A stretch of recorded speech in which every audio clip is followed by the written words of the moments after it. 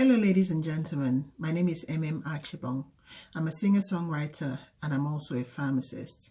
In today's video, I'll be listing 10 ways to stay healthy.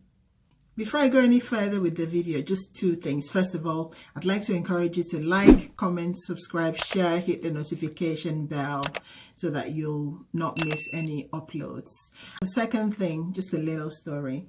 I've always been of a mesomorphic body type, especially in my teenage years and in my early 20s. That means that I build muscle quite easily. And as you can guess, that meant for me at the time, with my understanding, that I tried to avoid the gym, I tried to avoid working out basically because I was trying to be more feminine, but whatever that meant.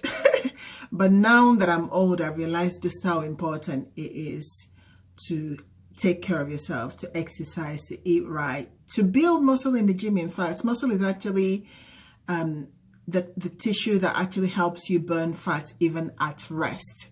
So it's actually important to have muscle. But in 2013, I had a health scare that I promised myself that if I ever recovered, or once I recovered from that health scare, that I would take being healthy seriously. So in 2013 is when I joined the gym, and I have not looked back since. However, even though I was going to the gym regularly, I was actually just eating a lot. I was eating whatever I wanted, and I just thought going to the gym, I'll burn it off. So it doesn't really matter what I eat. But then in 2019, I got confronted by a friend who told me that my portion sizes when I eat are too large. They're exceptionally large, they're not normal. So from that point on, I started watching what I eat as well as exercising, and I lost quite a considerable amount of weight, and I've kept off most of that weight. The reason I'm telling you this story about my journey is to let you know that all of our journey when it comes to losing weight or being healthy will be different. We should appreciate our journeys, and there's different ways to do the same thing. You don't have to feel like you need to do everything all at once. You can start by building one good habit at a time. And when I say at a time, one good habit can be built over 3 months, or it can be built over a year, and then you can just add on another good habit and so on. I will link my video that I did, 2 videos actually, part 1 and part 2, of how I lost weight and kept it off. So if you'd like more information on that, the links to those videos will be in the description box below. So I'm now going to go on to talk about the 10 ways that you can help yourself stay healthy. What I've learned is that being healthy is a lifestyle change. It's about it's not necessarily overhauling your lifestyle per se, but you need to change the way you think. You need to change your behaviors. You need to change your habits. That's the best way to be healthy. So fad diets are a no-no. Over-exercising at the gym, in fact, is a no-no, because it can actually cause your body to produce more cortisol, which can actually make your body hold on to more fat. So what you want to do is just think about it as a lifestyle change. So change your habits and change your behaviors, and before you know it, you'll achieve your goals in the long run. So let's go right into talking about the 10 ways that you can stay healthy. So the 10 ways to stay healthy. Number 1, eat healthy, home cooked food. Try to avoid eating takeaways. Try to avoid eating processed foods. Try to avoid eating fried, fatty foods, and that have been made with artificial fats, e.g. trans fats. So that's number 1. Number 2, exercise regularly. And when I say exercise, it can put some people off, I understand, but exercise doesn't have to be the thought of going to the gym and doing like weightlifting or running really fast. Exercise can be anything you want it to be. You can go for a short walk. You can get off the bus stop early and walk. You can dance for exercise. That's what I do a lot of the time. You can, and there's also something called NEAT, non-exercise activity thermogenesis. So little things like doing housework, things like mowing the lawn, things like cooking, things like just even playing an instrument, just doing things with your body, even if you don't see it as exercise, just moving around rather than sitting still is actually it can count as exercise. Well, it's not exercise, but you know what I mean. It can count as activity. I can't stress enough how important it is not to just sit down all day. A lot of us work in offices and we're sat in front of a computer at a desk the whole time. And it's been found that apart from smoking, that just sitting around and not moving is actually one of the highest causes of mortality or causes of illness in later life. So what I would advise is, if you're doing office work, every hour or 2 hours, just get up and walk around and then come back to your seat. Or if you're going to take a phone call, instead of sitting down to take the phone call, just get up and talk on the phone while walking around. For me, what I do is during my lunch break, I tend to go for a walk. So after eating, I just go for a walk. And I know this is easier said than done, because even with me, especially when I'm at home, sometimes I don't walk as much or just move around as much as I should. So I'm talking to myself as well. But I'd like to encourage us to just move our bodies more. That makes such a difference. Number 3, get enough sleep.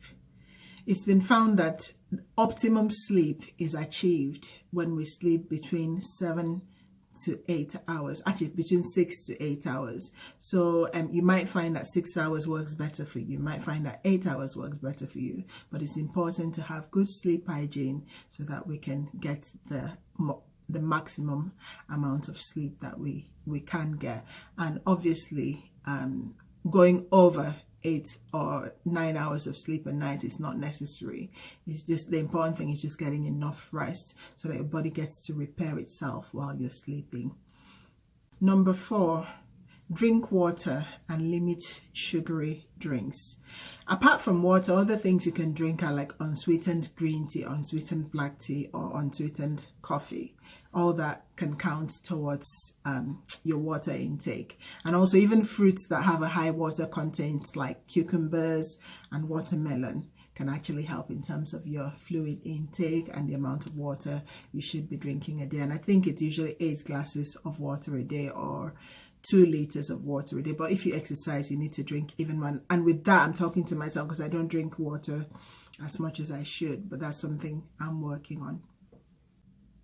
Number 5, reduce alcohol intake or stop drinking alcohol altogether if you cannot drink just a little bit. So the amount of alcohol we should be drinking, according to the UK NHS guidelines, no more than 14 units of alcohol in a week. And I have to stress that even though you're meant to drink 14 units in a week, that does not mean drinking 14 units in one sitting, or even drinking 7 units into even drinking 14 units in two sitting, i.e. 7 units per time.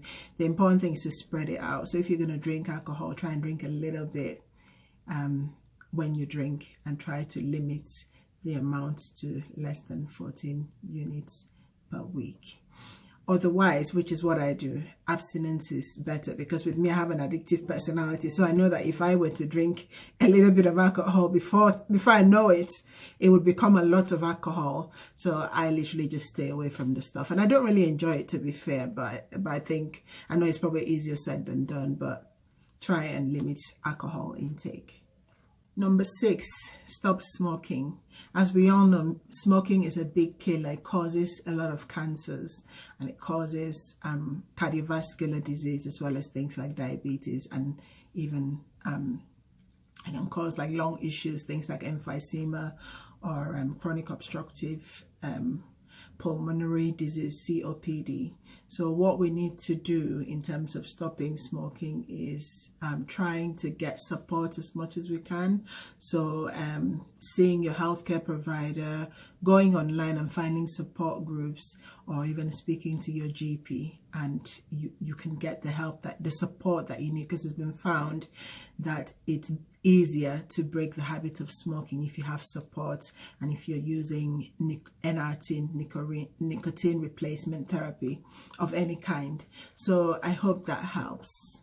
Number 7, reduce screen time and reduce sitting down time. I think I've gone into this a bit earlier, so I won't say much about these points. Number 8, measure and watch your weight. What I do is I weigh in with my family members every Friday. So every Friday I weigh myself. And at the moment I am gaining weight, but I know that my body composition is getting better in terms of, you know, increasing muscles and less fat. So that's why I'm getting a bit heavier, but that's okay. The important thing, and also what I do, is I measure my waist circumference, which is the next point. The next point is try and keep your waist circumference. I think for women it's meant to be less than 35 inches, and I think for men it's meant to be less than 40 inches, I think. But what I'll do is I'll write it down on the screen because I'm just going by memory. And then number 10, take multivitamins if you feel that you need it. But I have to stress the importance of getting your vitamins in your food. So eating the rainbow, basically eating a lot of fruits and vegetables, a lot of plant foods, you can get all the micronutrients that you need, all the minerals and all the vitamins that your body needs. So you don't necessarily need to take multivitamins, but if you feel that you do, then get advice regarding that from your healthcare provider. Thank you so much for watching this video. I hope that all the points that I've mentioned has helped you. Emem the Singing Pharmacist signing out. Have a good day and God bless.